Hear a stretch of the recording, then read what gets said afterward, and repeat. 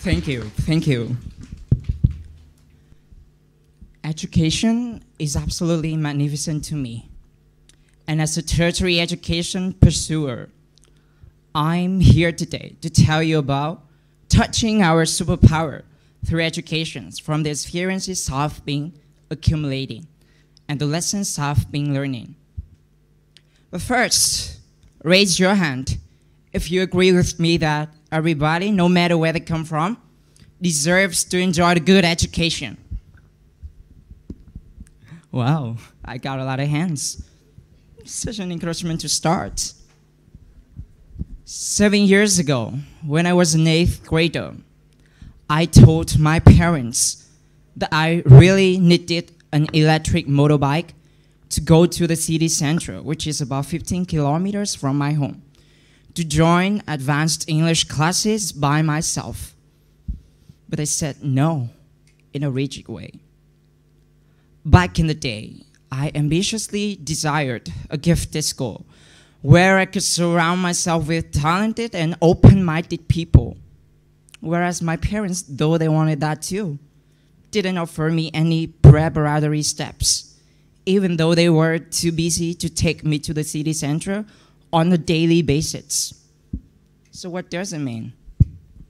Whether it means I was totally contradictory from my parents, whether it means my orientation for me was different from theirs, or whether it means our ultimate goal was divergent. Whereas I value education, my parents treasure money and business. On the one hand, the lack of consensus about orientation and familiar support were assumed to do harm to me. Yes, it did. But on the other hand, it turned out to be helpful. I myself derived many meaningful things from putting it down to experience. I was born and raised in a coastal village when daily meals are deemed to be more important than the access to education.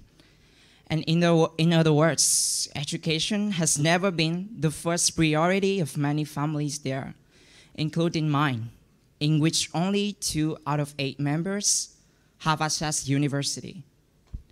But I don't know when and how I was more passionate about learning. And I only knew for a reason and a motivation that I wanted to be a successful student that was rarely seen in that hometown, just like the way my grandpa has always cherished that hope since the day I first went to school to the day I left home for university. I have one cousin whom I see as an excellent education pursuer. And she's 9 years older than me, and after completing her primary education in the town we were both born in, she got to the best secondary school in the province in Hue we lived in. And 4 years later, she passed the entrance examination to Quoc Thap Hue High School for the Gifted, which I guess became a hot topic of conversations and gossiping in my town for a couple of weeks back then. And I also remember the moment that she showed me her name in the list of the most outstanding students of Hue University, without the intention to show off, but to encourage me, even though I was just 11 at that time. And those milestones of her made me realize how outstanding she was. And so, not any longer, I made a promise to myself to do whatever it takes to achieve what she achieved, and to sacrifice whatever I could to also make my parents and my whole family proud of me, the way her family was proud of her, just thanks to education. However, the worst easier said than done. I did try so much, but I failed and learned many lessons. The first failure I encountered was that I failed the entrance examination to Nguyễn Tri Phương Secondary School, the best secondary school that I just mentioned before. And it was a failure that forced me to keep living in a town where I was too fed up with. But as soon as I felt, I realized that it wasn't only due to my low intellectual ability that led to this failure. I also owe it to another enormous but unnoticeable factor, which was the lack of parental orientation and familial support. Back then, I didn't have any strategies or instructions or guidelines that I should be taught to have excellent academic performance. Also, my family didn't have me trained well by any prominent teacher to prepare for one of the most competitive exams that I've taken so far.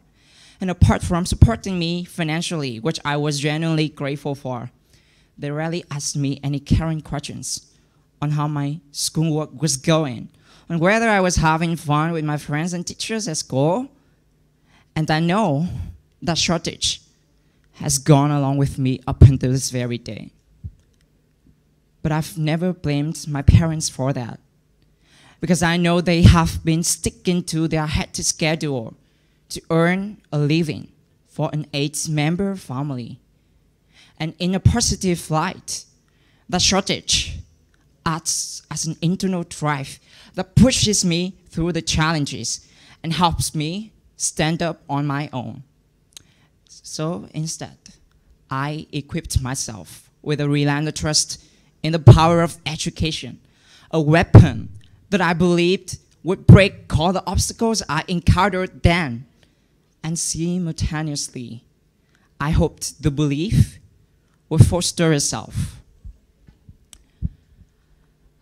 Also, growing up in that underprivileged town and observing things mostly by a curious mind, I also came to realize that it wasn't only due to poverty or life predicaments, but it's the lack of child support that has killed children's dreams and hampered them from discovering their potential.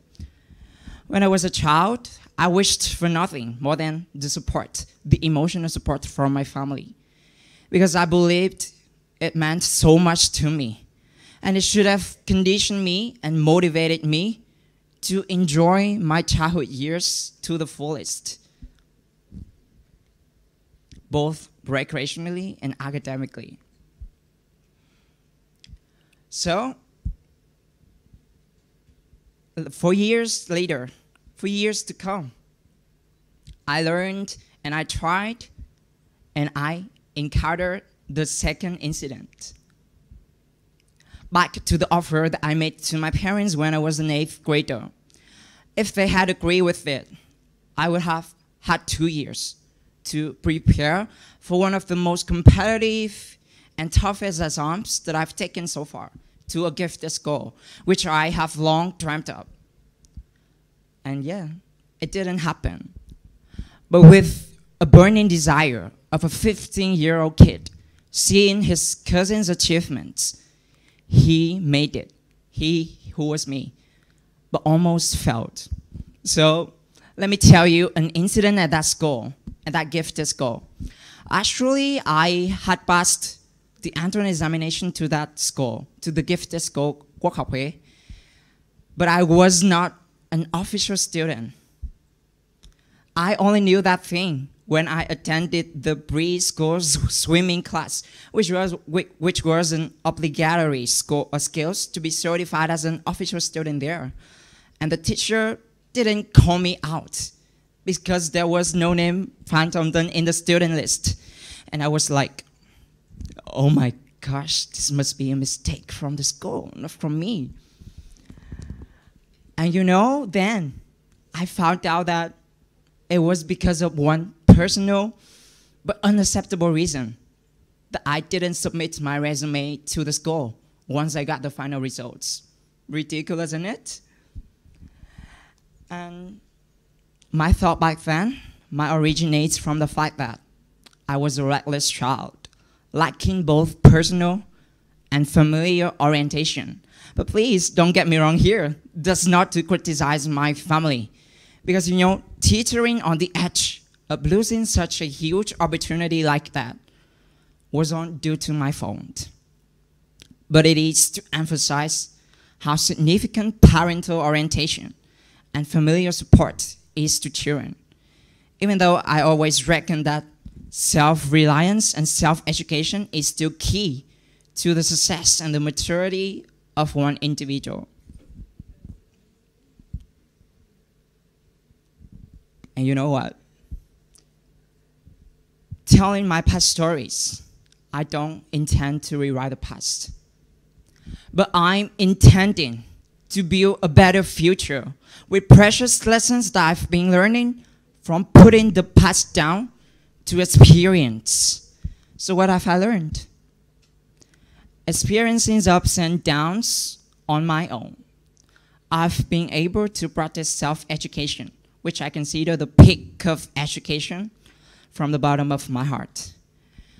I often compare self-education to a shelter that prevents people from doing bad things, and that shelter helps us eventually become immune to immorality and negativity.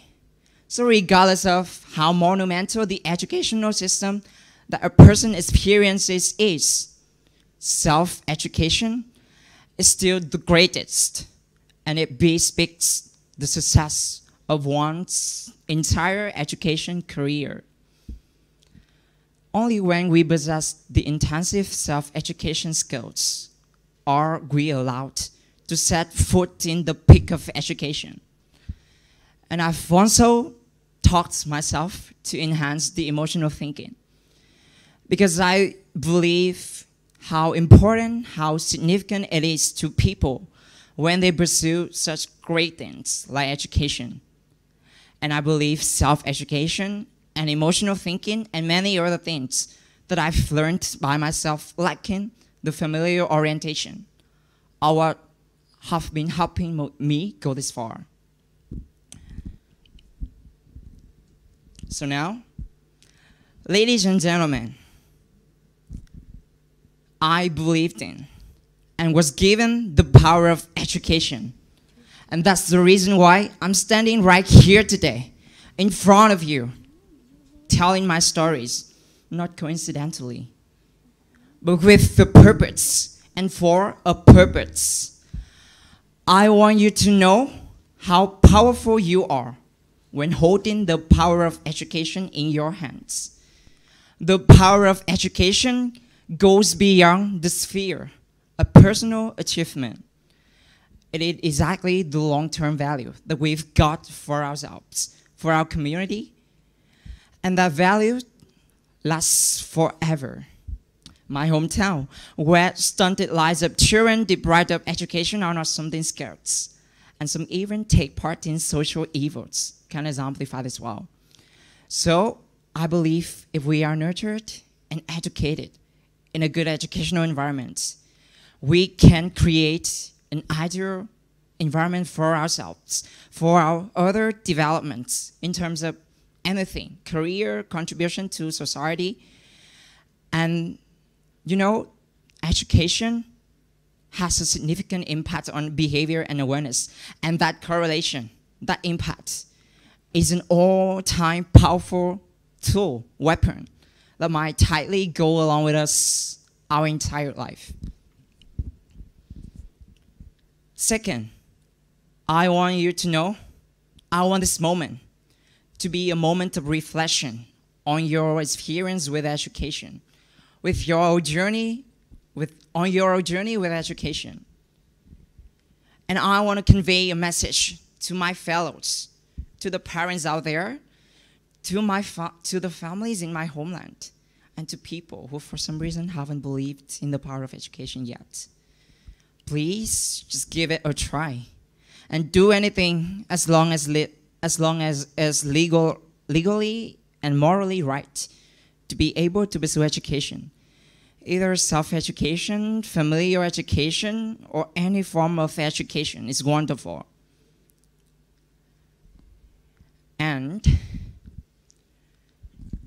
education, the superpower of education is worth spreading. So now, holding your hands, and I want you to be each other's companion in spreading the superpower of education, which means adding values to each other's lives. The superpower not only fosters intelligent brains, but also nurtures loving hearts and happy souls. Heart and brain, happiness and bravery of the conquerors, the enthusiasts, the leaders of their lives, or just simply all the ones who successfully touched the superpower.